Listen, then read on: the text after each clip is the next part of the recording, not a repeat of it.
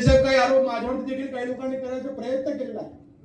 त्याला पत्रकार परिषदेमार्फत जी उत्तर द्यायची आम्ही ती उत्तर आम्ही दिलेली आहेत.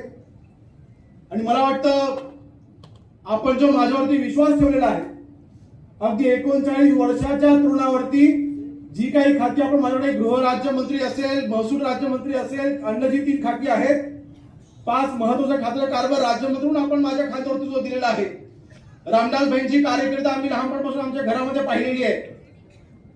रामदास भाईंच्या 32 वर्षाच्या राजकीय म्हणजे आमदारकीच्या राजकीयच्या कारकिर्दीमध्ये राज्यमंत्री पद असतील, विरोधी पक्षनेते पण म्हणून असेल किंवा कॅबिनेट मंत्री म्हणून असेल, रामदास भाईंच्या कारकिर्दीवरती कोणी भ्रष्टाचाराचा एक आरोप देखील लावू शकला नाही. असं स्वच्छ काम समोर रामदास भाई त्यांच्या संपूर्ण कारकिर्दीमध्ये केलंय.